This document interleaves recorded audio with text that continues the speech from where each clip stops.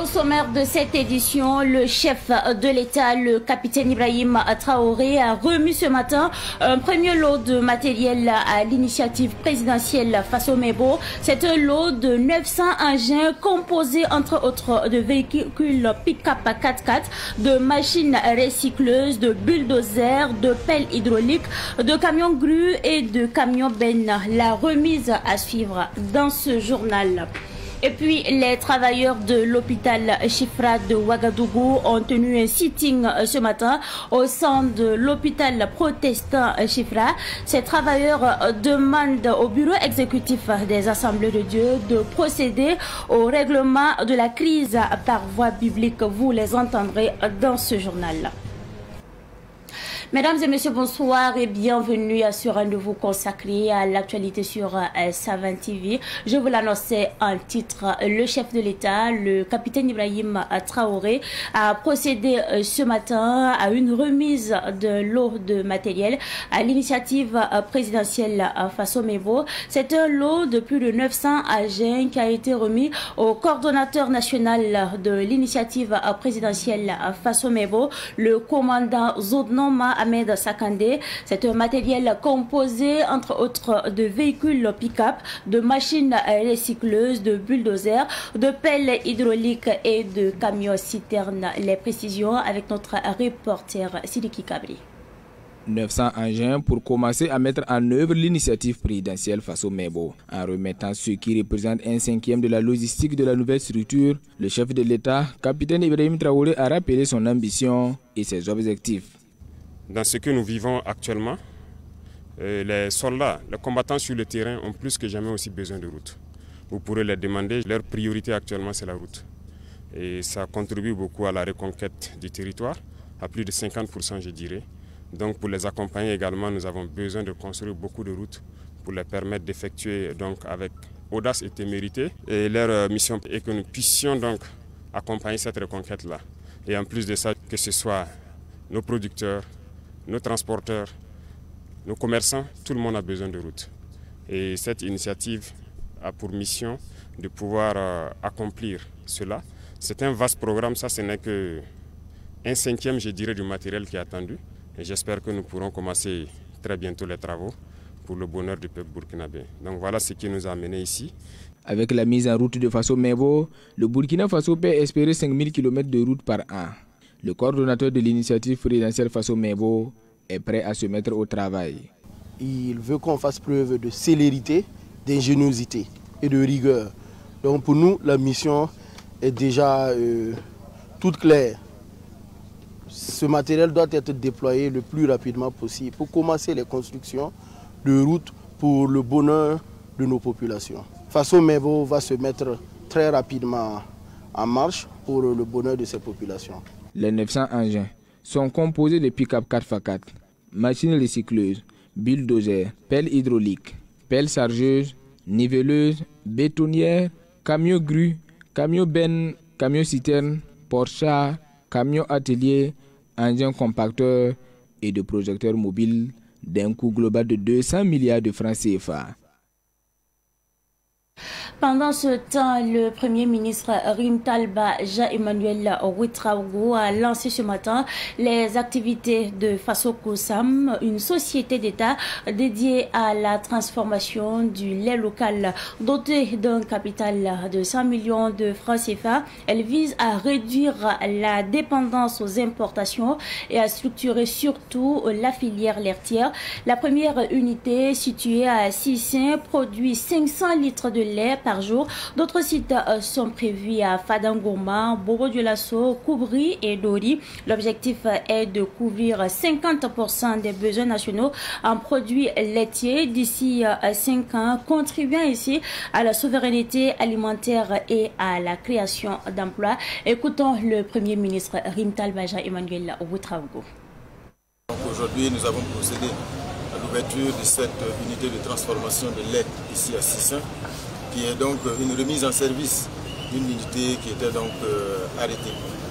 Et l'objectif à terme, c'est de pouvoir donc créer les conditions d'une structuration de l'ensemble de la filière lait parce que actuellement le constat c'est que à peine 2% de la production nationale de lait est collectée et traitée. Dans le même temps, quand on sait que près de 12 milliards de francs CFA sont dépensés chaque année pour importer des produits laitiers, vous comprenez facilement donc les enjeux. Ce n'est qu'un premier pas, c'est pour le symbole que nous sommes venus, parce que cette unité de transformation de Sissin n'est que le début, parce que à la suite, dans les jours à venir, l'unité de transformation de Fadam Gourma également, qui a une plus grande capacité, sera relancée. Et ensuite, Boubou Djoulasso, Douri, Koubri, c'est pour dire que la vision, elle est grande. L'objectif étant que d'ici les 5 prochaines années, nous puissions satisfaire au moins à la moitié des besoins de consommation en produits laitiers au Burkina Faso. Il ne reste plus aussi qu'à inviter l'ensemble des acteurs de la filière à s'approprier cette société-là, à être des acteurs de l'implantation et surtout donc de la réussite de cette société. Inviter les consommateurs burkinabés également à consommer les produits qui vont sortir. Nous avons eu la chance de déguster quelques produits tout à l'heure. Ce sont des produits de très bonne qualité et c'est encourager les consommateurs parce que c'est ça aussi la vision. Il faut produire, consommer burkinabé. La structuration de l'ensemble de la filière lait va permettre de créer des emplois à toutes les échelles, dans tous les maillons de la filière, depuis la production jusqu'au circuit de distribution, mais aussi ça va permettre de générer des revenus. La coordination nationale des associations de la veille citoyenne CNAVC dénonce la manipulation des médias mensonges comme Jeune Afrique, RFI, France 24, Le Monde dans le but de saper le moral des forces combattantes. Elle met en garde ces médias mensonges et invite surtout la population à la vigilance et à la prudence pour vaincre les forces du mal et de l'impérialisme.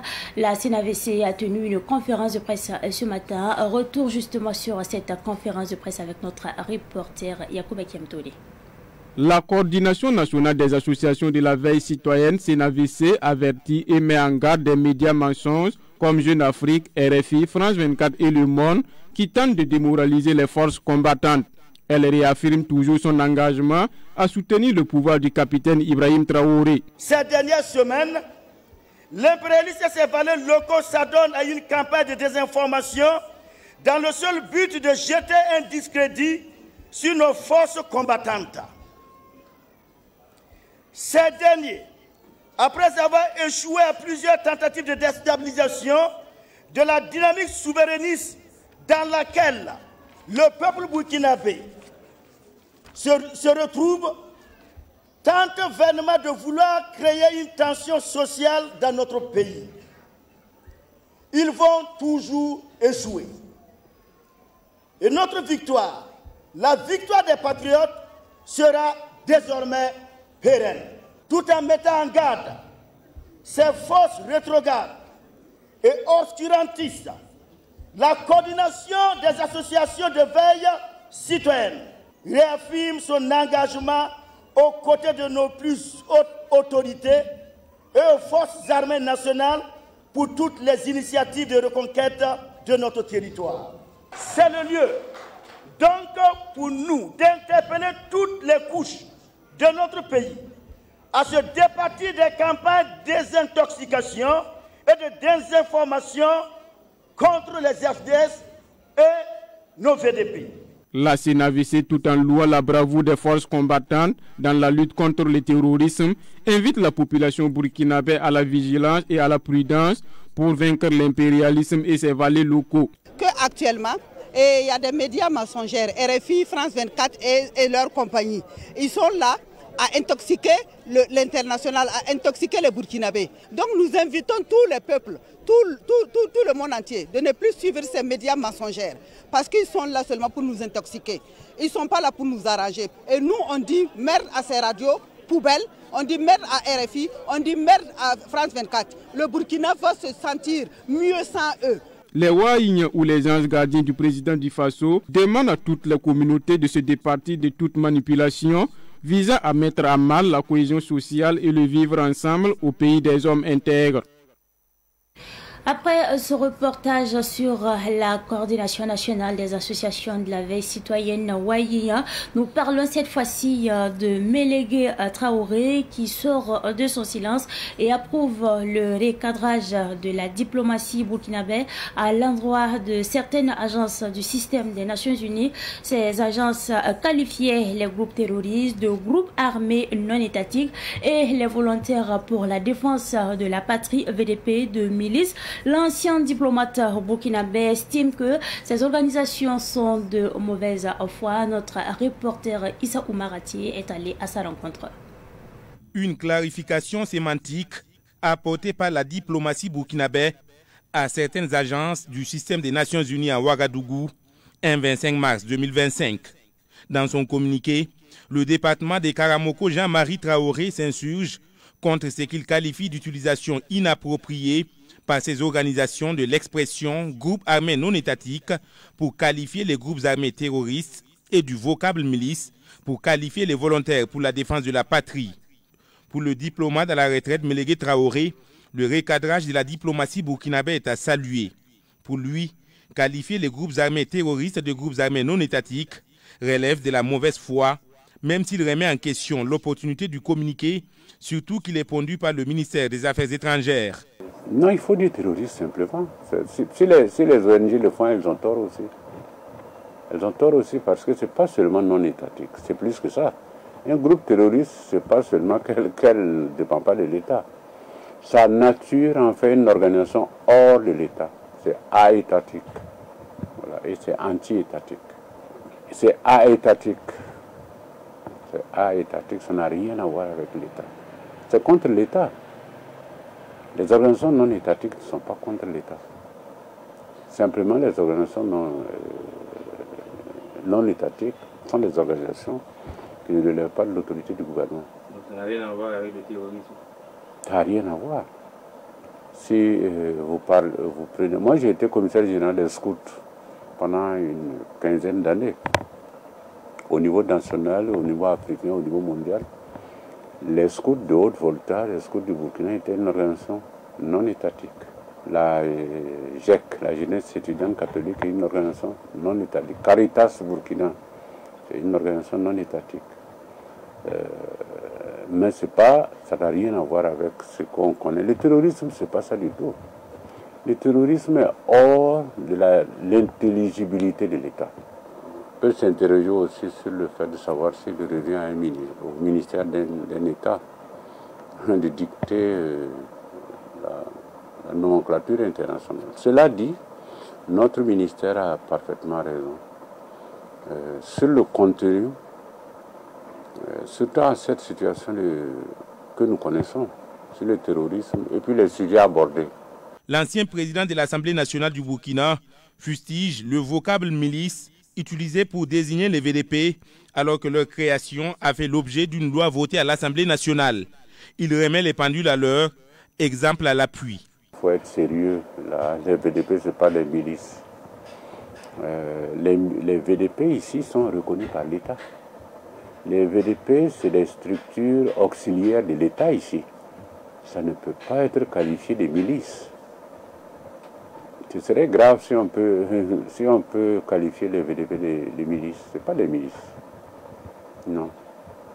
C'est certainement pas gouvernemental, mais ce n'est pas des milices. Ce n'est pas des structures, ce n'est pas forcément une émanation de l'État, du gouvernement, ça c'est vrai. Mais ce n'est pas des milices. Non, il faut vraiment, en relation internationale, donner à chaque phénomène sa dénomination normale. Mais ce n'est pas ce qu'on fait quand on qualifie les VDP de milices, ça c'est pas possible, pas sérieux. Rappelons que le ministère des Affaires étrangères du Burkina a fait savoir que le recadrage concerne également les autres organisations nationales et internationales, mais aussi ses partenaires. Différent entre l'Église des Assemblées de Dieu et l'ex-directrice générale de l'hôpital protestant Chifra, les travailleurs de l'hôpital protestant Chifra de Ouagadougou ont tenu un sitting ce matin au sein même de l'hôpital. Ils demandent au bureau exécutif des Assemblées de Dieu de procéder au règlement de la crise par voie publique et demandent aussi au ministère de la Santé de s'impliquer pour la résolution de la crise à Chifra. Écoutons le porte-parole des travailleurs, Patrice Compaoré, au micro de notre reporter Abdoulaye Kinda. Au regard de la situation qui prévaut à l'hôpital protestant Chifra, des travailleurs voudraient laisser entendre leur voix. Ainsi, ils proposent les points suivants. 1. Que les parties prenantes dans la crise et toute personne ressource puissent s'asseoir autour d'une table pour trouver ensemble une solution amiable et biblique. 2. Que les autorités, notamment le ministère de la Santé, ministère de tutelle, s'impliquent davantage dans la résolution de la crise. 3. Que cessent les incursions intempestives de la CRS et de la BAC au sein de l'hôpital qui effraient et stressent les malades, accompagnant et même le personnel. 4. Que la directrice générale puisse accéder à son bureau pour continuer son travail en attendant l'aboutissement de toute procédure. Le programme national de lutte contre la tuberculose en abrégé, PNT, a réuni hier à Ouagadougou des professionnels de médias dans le cadre d'un atelier d'information et de formation sur la lutte contre cette maladie. À travers cette initiative, le PNT entend renforcer la sensibilisation du grand public. Les précisions avec notre reporter qui était sur place, Cynthia Zongrana. Maladie infectieuse causée par un microbe appelé bacille de Koch, la tuberculose, puisque c'est d'elle qu'il s'agit, demeure un problème de santé publique au Burkina Faso. Elle est hautement contagieuse et se transmet par l'air lorsque les personnes infectées toussent ou éternuent. C'est pourquoi la contribution des journalistes à la sensibilisation est essentielle. L'objectif pour nous, c'était véritablement de faire en sorte que, étant des acteurs et donc des acteurs clés dans le cadre de cette lutte, vous puissiez apporter, en tout cas, et contribuer d'apporter votre soutien à l'effort commun de lutte contre la tuberculose à travers donc l'information, à travers la sensibilisation, à travers en tout cas tout ce que vous revient de faire en tant qu'organe de presse pour porter en tout cas la préoccupation de ce fardeau-là qu'est la tuberculose à l'endroit de la population, même les plus reculées possibles.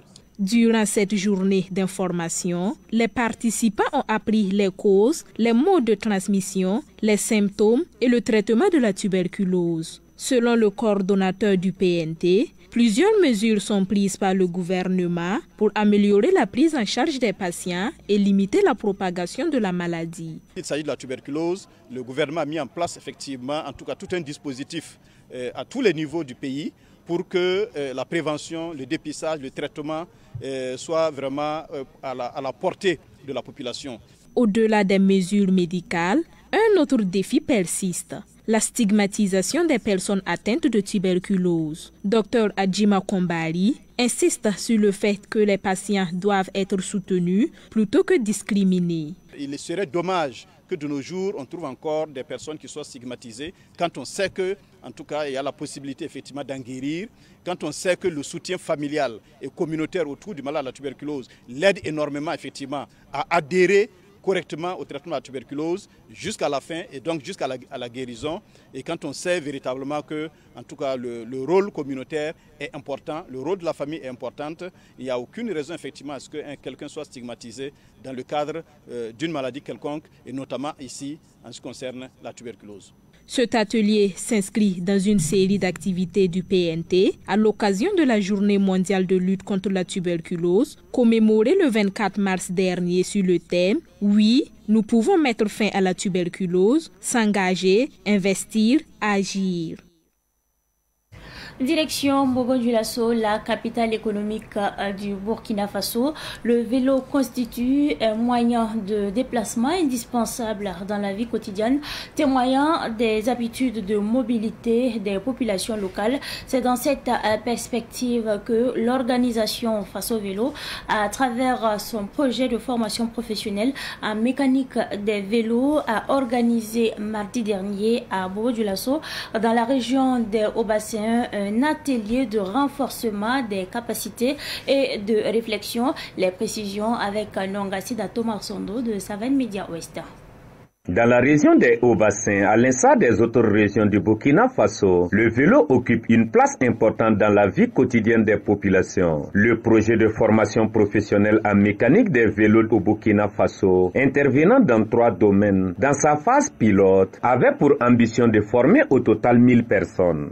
C'était de former 1000 personnes pour la phase pilote. Au Burkina, il n'y avait pas les référentiels en mécanique vélo parce que c'est un métier qui n'était pas considéré. Mais grâce à l'accompagnement du ministère en charge de la formation professionnelle et le cabinet Edric, aujourd'hui, nous avons formé également plus de 30 formateurs. Ces 30 formateurs, avec la volonté du ministère, a permis l'année dernière d'organiser un examen s'équipé. Et sur le 30, 26 ont été certifiés. Issouf Sangaré, formateur à Faso Vélo, après avoir bonifié de la formation en réparation des vélos, se réjouit. Il voit déjà comment il va à partir de cela former à son tour d'autres jeunes à la création de leur propre entreprise. J'ai suivi une formation d'abord dans le cabinet de Faso Vélo. Après nous avons formé maintenant les jeunes à Bobo-Dioulasso ici. Ada Edwige Sawarogone Sanou, directrice du centre de formation professionnelle des jeunes des Hauts-Bassins, déjà bénéficiaires, participe aujourd'hui encore à cette formation. L'objectif, c'est de les former et de les installer. Parce qu'une formation, les former, les donner un diplôme et puis les laisser comme ça ne sert à rien. Mais s'ils ont l'occasion d'être accompagnés et d'être installés. Le représentant de la présidente de la délégation spéciale régionale, Dr Abdraman Ouattara, présent à cette rencontre, a salué et encouragé l'initiative de Faso Vélo. Des activités de réinsertion des jeunes gens, de manière à ce qu'ils puissent se prendre en charge d'eux-mêmes, notamment à travers un concept de Faso Vélo. Alors, donc accompagné encore par des partenaires financiers, je trouve que ça a toute son importance au regard du contexte économique effectivement que nous traversons. En rappel, le projet qui intervient sur l'ensemble du territoire a dès sa création remporté le meilleur prix du projet innovant en Suisse lors d'une compétition internationale, ce malgré les difficultés rencontrées. Eh bien, Nuit du Destin, on en parle également dans l'actualité de ce 27 mars 2025. Le Cercle d'études, de recherche et de formation islamique, en partenariat avec l'Association des élèves et étudiants musulmans du Burkina Faso, a célébré dans la nuit d'hier à aujourd'hui la Nuit du Destin. L'événement qui s'est tenu au Siao a rassemblé plusieurs milliers de fidèles pour prier, implorer surtout des bénédictions pour le retour de la paix au Burkina Faso. On fait le point avec notre reporter Sidiki Kabri. Minuit sonne à Ouagadougou. De nombreux fidèles musulmans se rassemblent au pavillon Le Soleil Levant du Siao. Tous entre adoration, invocation et prière espèrent obtenir en cette nuit spéciale des bénédictions équivalent à 1000 mois d'adoration, soit 83 ans 4 mois. C'est la nuit du destin. Ma motivation première à être à cette nuit, bien évidemment, c'est de la recherche d'une nuit que si je devais exister, ce ne serait pas possible que je puisse atteindre l'année qui équivaut à cette nuit, à savoir 83 ans d'adoration, chose qui n'est pas donnée aux êtres humains sur cette terre. Raison pour laquelle je me suis joint à cette masse, cette nuit, afin qu'ensemble, nous puissions rechercher la grâce d'Allah et avoir cette nuit dénommée Laylatul Qadr. Un moment important du jeûne de Ramadan. La nuit du destin, comme on l'appelle dans plusieurs passages du Coran, est une nuit de mérite, de reconnaissance et de gratitude. Cette nuit est située dans les 10 dernières nuits du mois de Ramadan et symbolise un grand don divin aux disciples musulmans. Cette nuit a comme mérite 83 ans et 4 mois d'adoration complète et vertueuse. Cela veut dire que si cette nuit trouve un fidèle musulman en état d'adoration, Allah, par sa sagesse, va le rétribuer d'une adoration complète et vertueuse. Dans ce moment de recueillement, une réflexion s'impose. Quelle place pour la spiritualité dans la famille musulmane à l'ère du numérique? Le digital peut-il renforcer la foi ou au contraire l'affaiblir? Comment nous analysons aujourd'hui l'impact du numérique sur la spiritualité de la famille musulmane? Et l'analyse peut se faire sous deux angles. Premièrement, et malheureusement, nous pouvons analyser le numérique aujourd'hui comme étant un outil d'effritement de la famille musulmane. Un outil d'effritement de la famille musulmane en ce sens que, comme dit malheureusement, on assiste à un désagrégement du tissu familial même. Le numérique aussi peut être appréhendé comme véritablement une opportunité pour le renforcement de la spiritualité de la famille musulmane. C'est véritablement une opportunité assez indéniable pour apprendre. Parce qu'à travers le numérique également, on s'ouvre au monde. Mais pour réussir tout cela, il faudrait véritablement de la discipline au sein de la famille. De la discipline par rapport au temps d'utilisation. On doit pouvoir déterminer des périodes, des moments pour lesquels personne n'a accès à son téléphone. Plusieurs autorités y ont pris part. Le président de l'Assemblée législative de transition, Ousmane Bougouma, a marqué l'événement d'une pierre blanche. Plus on avance dans la vie et plus on se rend compte que l'important ici, ce n'est pas avoir beaucoup d'amis, mais avoir surtout de vrais amis. C'est tout pour cette édition du soir que j'ai pris en tout cas du plaisir à vous présenter. Merci à vous pour votre constante fidélité. Excellente suite de programmes en compagnie bien sûr des programmes de la télévision et des nouvelles idées.